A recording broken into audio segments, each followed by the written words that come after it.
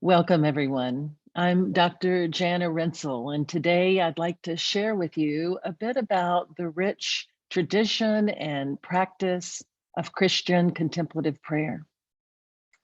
Christian contemplative prayer is the practice through which we grow closer with God and become more Christ-like. It's through the practice of praying contemplatively that we learn how to be still and to know God. So we enter into our inner room where we can connect with God's ever-present peace and love and joy at our innermost core, so that we may become who we truly are in and with God.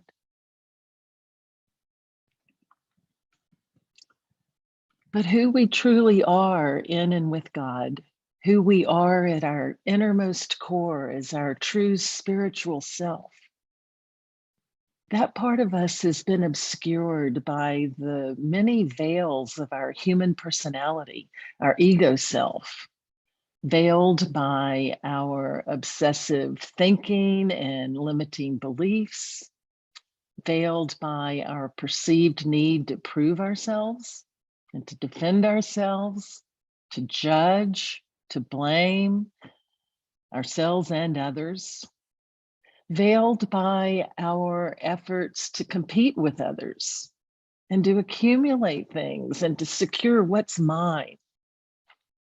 All of these veils weave together to form our personal identity, our ego, an identity that keeps us believing that we're much less than who we truly are.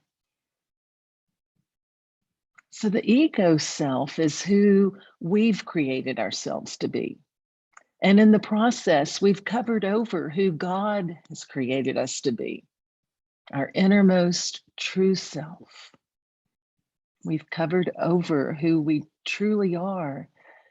And then we believe ourselves to be that covering. We forget the radiance of who we are in and with God. Well, Jesus taught us how to move beneath and beyond these veils so that we can enter into that radiance of our true self at our innermost core. In his Sermon on the Mount, Jesus told us that when you pray, go into your inner room, shut the door, and pray to your Father who is in secret. So we must shut the door on all those distracting thoughts, on all those layers that obscure who we are at our innermost core, so that we can simply sit in the presence of God. It's here, after all, in our inner room where we can most fully and intimately know God. Now, what happens in this inner room is that God's ever abiding, loving presence begins to penetrate our ordinary, everyday awareness. We begin living with an awareness of being in the presence of God at all times and in all places. This brings a much more open and spacious and loving dimension to our life. It brings a new depth of holiness to everything we do and to everything that happens in our life. This is how Jesus taught us to pray, contemplatively. So let's begin with a very brief overview of the history of contemplative prayer within our Christian tradition. Just a small taste of the profound lineage of our Christian contemplative tradition. So based on the teachings of Jesus, the apostolic fathers and mothers, those were Christian theologians who lived in the 1st and 2nd centuries, they continued praying contemplatively. They referred to their meditative practice as prayer of the heart. And then in turn, the apostolic fathers and mothers taught meditation to the early church fathers and mothers who set the theological foundations of Christianity in both the Eastern and the Western churches. And then it was in the 4th century, a monk and theologian named John Cassian, known especially for his mystical writings on the importance of Christian contemplative prayer. This is when he taught this prayer of the heart to Saint Benedict, the founder of the Benedictines, who became known as the father of Western monasticism. And so the spread of Christian contemplative prayer continued. It was a very integral part of the Christian tradition. That is, I should say, until during the height of the Middle Ages and increasingly in the 17th century during the Enlightenment, or Age of Reason, as it was often called. It was during this time that a more intellectual approach to prayer, called prayer of the mind, prayer that uses words and thoughts to talk to God, it began to eclipse the more meditative prayer of the heart. And so at this point in the life of the church, Christian contemplative prayer began to be relegated to the monasteries. It was no longer practiced by the laity. And so it is therefore within the monasteries that the tradition of Christian contemplative prayer was preserved. And it wasn't until the 1960s when the Second Vatican Council opened its doors to a very robust and growing revival of Christian contemplative prayer. It wasn't until then that this contemplative way of praying ceased to be cloistered in the monasteries. So monks such as Father Thomas Merton and Father Thomas Keating, whom many of you have likely heard of, they began to develop methods of Christian contemplative prayer that were more accessible for modern people. And they began teaching it to lay Christians, calling it centering prayer, a more modern style of contemplative prayer. And so it's really important to understand that the Christian contemplative prayer tradition, it's not something new. You see, throughout history, there have been a cloud of witnesses in Christianity that have practiced and written about and taught Christian contemplative prayer. So this way of praying has indeed been a very vital and integral part of our Christian tradition. So let's take a closer look at just what is Christian contemplative prayer.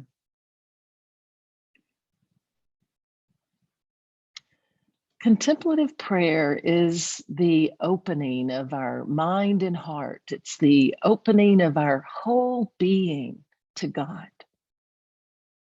And it's this deep opening that leads to our inner spiritual transformation. You see, by praying contemplatively on a regular basis, our whole soul becomes filled with Christ. And we learn his ways as he comes to life ever more fully within us. We become increasingly Christ-like. The fruit of spirit ripens within us, those qualities such as love, joy, peace, kindness, goodness, and faithfulness. Those qualities begin to show up within us and in our outer lives. And drawing upon these good-hearted qualities, we become better and more effective at meeting challenges, such as those we're now facing both individually and collectively.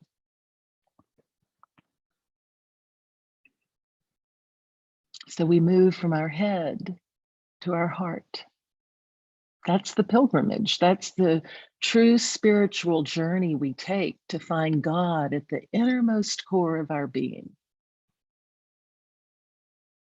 St. Augustine said that the whole purpose of the Christian life, the reason that we celebrate the sacraments, the reason that we read the Gospels, the whole purpose of the Christian life is to restore the eye of the heart by which we see God.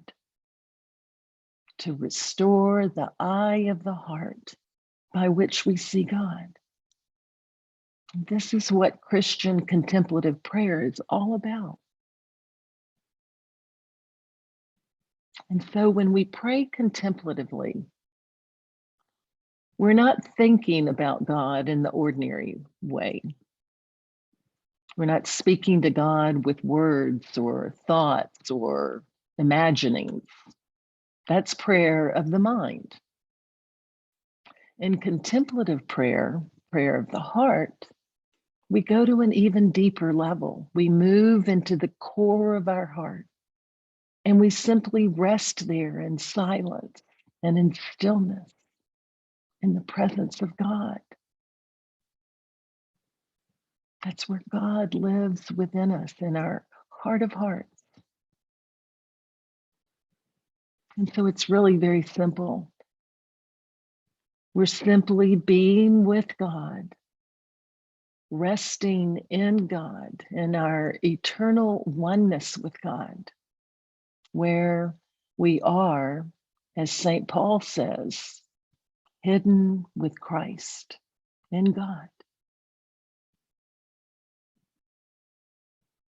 In Colossians 1, verse 27, Paul also says, the mystery of Christ, the mystery is Christ within you. The mystery is Christ within you. He is in you, with you, always, and in all ways. And so in Christian contemplative prayer, we simply go to be with God, to be in his holy presence, to soak in his wisdom and his love and his guidance. You might say we steep ourselves in God, and in doing so, we're transformed by God.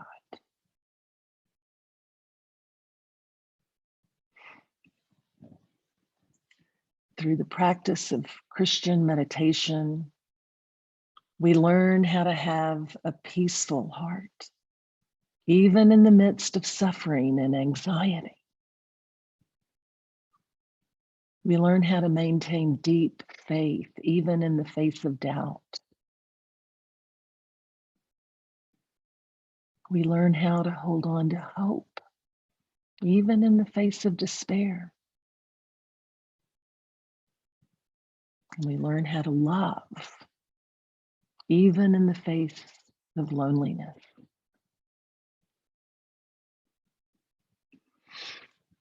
You see, meditation takes us right into the heart of peace and faith and hope and love. We don't have to solve all the problems in our lives and then have peace. The peace is already there. And contemplative prayer teaches us how to access that peace that passeth all understanding, that peace that is always with us at the innermost core of our being, in our heart of hearts. We don't have to alleviate all of our doubts in order to have faith, because faith is already there. We can never lose hope, because hope is always there. And we don't have to search for love or work to be worthy of love, because love is always there at our innermost core, in and with God.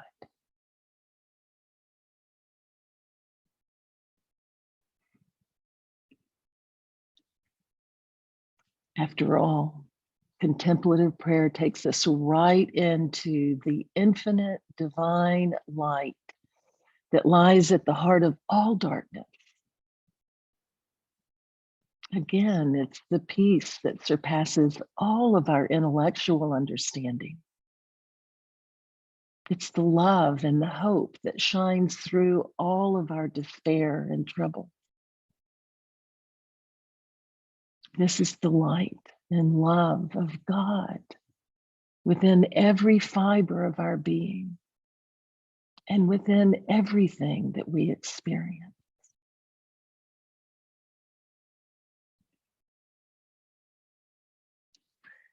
With that, as we come to the end of this presentation, I'd like to let you know about an online Christian guided meditation group that I lead every Wednesday at 5 p.m.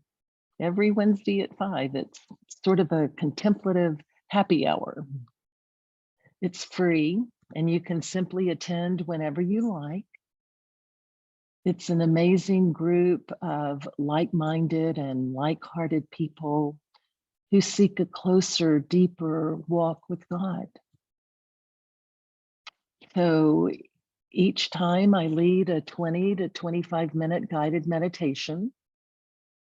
And then while you're free to leave at the end of the meditation, for those who stay, we spend the rest of the hour sharing and discussing. Just a very rich time of spiritual community.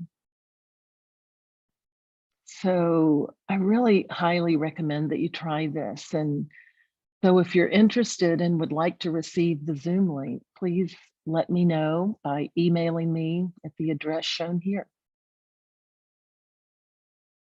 So I want to thank you for listening to my presentation. And I really look forward to hearing from you if you have any questions or comments. Thank you and God bless.